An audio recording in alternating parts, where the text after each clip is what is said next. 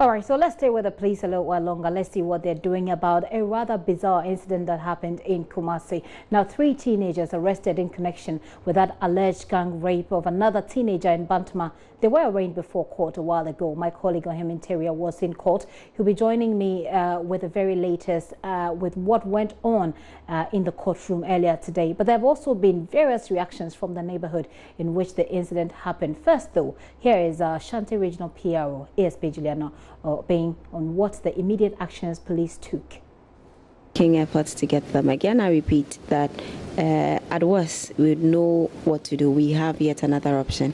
And so let's just keep our fingers crossed. I'm hoping that with the efforts that we are putting together here at the regional command, hopefully by close of today or even by close of week, we should be able to get the other 4 suspects arrested. Let's remember that there are 7 persons involved in this and 3 have been arrested. It will mean that if somebody is watching us, the possibility that if we put all of our plans out there, the person will be able to alter our plans. So let's just keep it to our chest.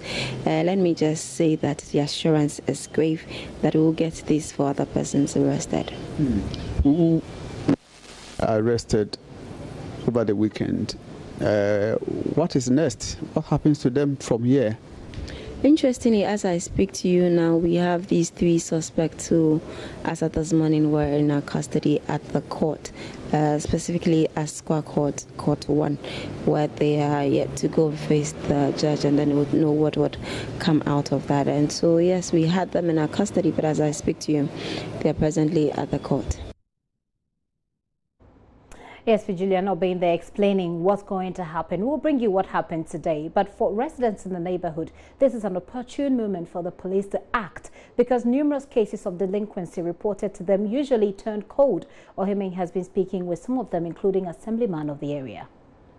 5 minutes or 6 minutes, I say, Obano, a P, your girl, Wakakra. Today, again, council. We are the Chino and Chia, Nanonuti, Chino, when you're Santini.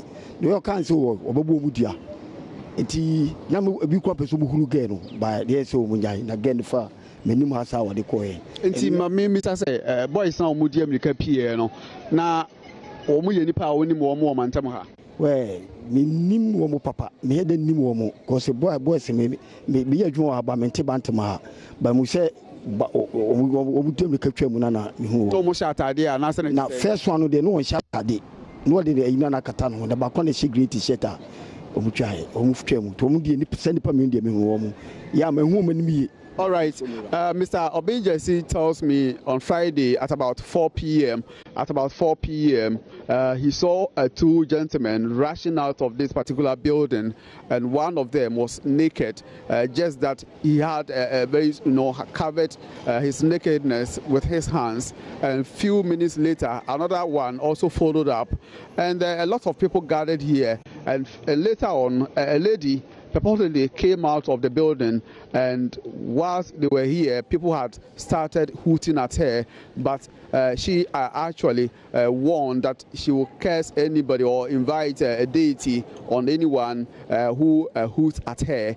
And he tells me, unfortunately, he can't identify any of these 2 gentlemen, though he's been working here for quite a longer time. He's not a resident here, so he couldn't identify these 2 gentlemen. Now, if you want to, what's the Nipa Bibri, Ebichesia, and Nipa no will say, oh, Nipa, dear, was a bad 30 going, bad 30, a biasa, and we saw my begada, if in anyone. Begada house or more day. Say, a move head idea I see. Koye Sarana, a question, at this a voice be, if you want to say, voice very poo, gave you, if you say, Tina, I had dear Bantamano, as a do I. Yadia Tessie, Tinaya Adia, I am one to be a basso baby tife, and oh dear, your Bantamaha. What's a crown so? What's a hatchet? Yeah, baby, if you are 70 me, if you are Matemu, Minquada Bluma, Dibe about 60 years, and I'm too free safe your cotran, Adwato. When the breeding Kenya, as a meti say yes, or Bantama Bonton, so And the mintimin, but me many dear, a winnie did come. would you say a didn't Bonibi Abre Bantama for now? Oh, Cecilia, you say a didibone about Bantama, because in a Bantama city, now you're to Bantama high level leader, Emma and Pipia and I say Ghana. Bantama would you pass, I can say, Kumasi Kuku, Bantama. Welcome to Street Me with me, Miriam Adams. Today we are Bantama, a crooning.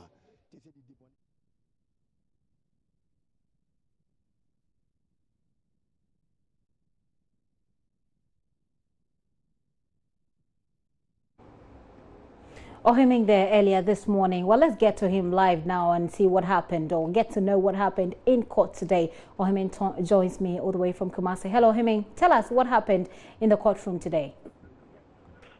Thank you. The three suspects were brought to court this morning in the company of two plainclothes police officers. They were spotted in Lacoste T-shirts over a pair of shorts, and one other person was also in Lacoste and over a pair of jeans trousers. And looking at their demeanor, they didn't show any sign that indeed they were not happy with the process, but they were accosted into the court, and few minutes later they were called into the chamber of the presiding judge, His Worship Peter upon Buahin, who actually heard the case in camera. Because they are juveniles, they were not. The case was not called in the main courtroom. But later on, we had a briefing from the prosecutor, Chief Inspector Mercy, who said police brought. Who actually heard the case in camera because they are juveniles. They were not. The case was not called in the main courtroom. But later on, we had a briefing from the prosecutor, Chief Inspector Mercy, who said police brought the accused persons in court just to avert the 48-hour detention, a mandatory 48-hour detention notice. So they were remanded to reappear tomorrow in the police custody. So for now, my inquiries from the police administration is that they may be kept at the Asokwa police station or the Nchemoso police station, where they have made provisions for juveniles, or where they have juvenile cells. And apart from the police officers and journalists who were in court today, a couple of family members were there in their numbers as well to support them. Some of them were friends to the families. They came, but unfortunately, most of them were not allowed into the chamber of the judge, because the judge was so specific that only family members will be allowed into the chamber. So a few minutes after the court has heard the case, they were whisked away in a police van to begin their remand process. Right, Ohime, you said that only family members were allowed into the courtroom. Were you able to engage any of their family members, and what did they tell you, if you did?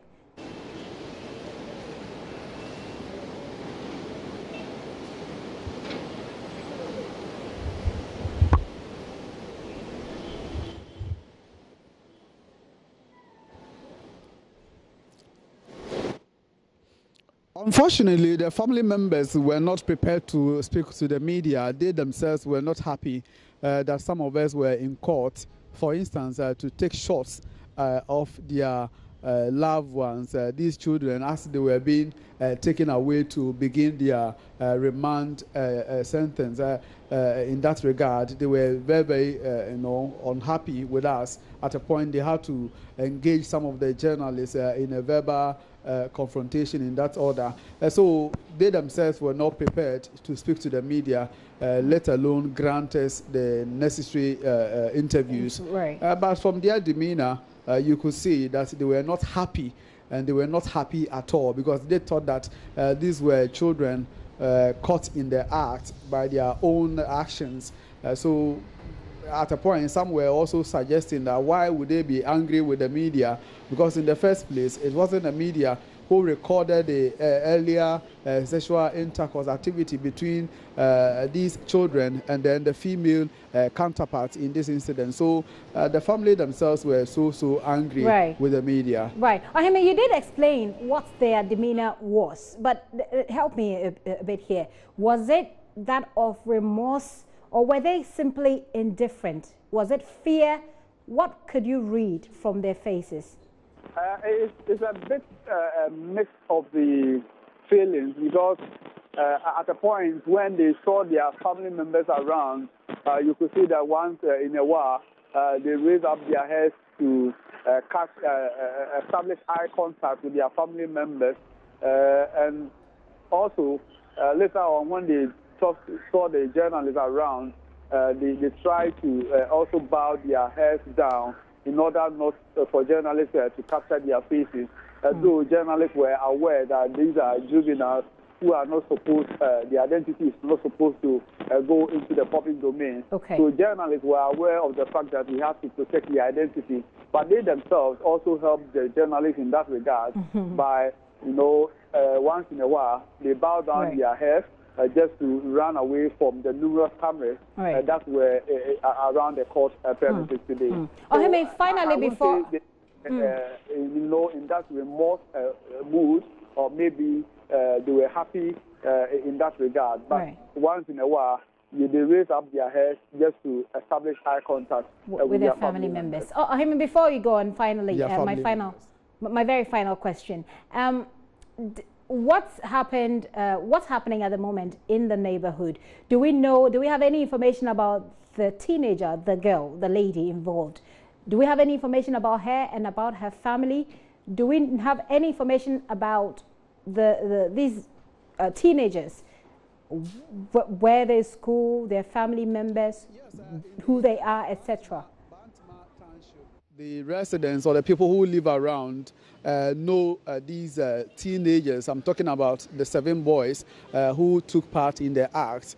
They are people who are known in the vicinity, and even they tell me that these are boys who have been pampered by their family members or their parents, even at homes when they do something wrong and somebody who is unhappy express some kind of unhappiness, the family members will either brush aside these complaints, or they engage whoever is involved in the verbal encounter. That verbal encounter or verbal abuse has been happening between them and other members of the community. So they are known in the community as what people call them bad boys.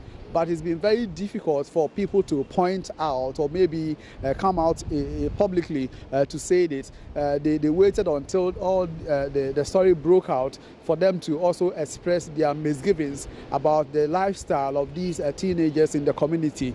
Apart from the men or the boys involved, the community members say they don't have enough information about the girl except to say that she comes from Bushen. Bushen is about 4 kilometers away from Bantama, so it's not far. If you are talking about in terms of political demarcation, Bushen is part of the Bantama constituency itself, so it's not far. And according to the police, this morning, for instance, they've been in touch with the girl and her family, and she has been responding to treatment. She's doing well after they also allocated a psychologist to attend to her immediate needs in that regard. So police says she is doing well. But let me also promise our viewers that beyond this interview, we are doing everything possible to locate the family of the girl and speak to them. Today, we were told that the family were not in court because police came to the court purposely to ask for a remand for the suspects. Okay. Ohime, thank you so much for that update and for all the work you've been doing since morning. Ohime Interior coming to us live from Kumasi, where we are told that the 3 teenagers who were arrested were sent to court. We're not aware of the very fine details of what happened in the courtroom because the case was heard in camera. They are juveniles, of course, and so they ought to be protected. But we'll be keeping our eyes on it, closely monitoring that situation to bring you more on it. You're still watching The Pulse with me, Gifty and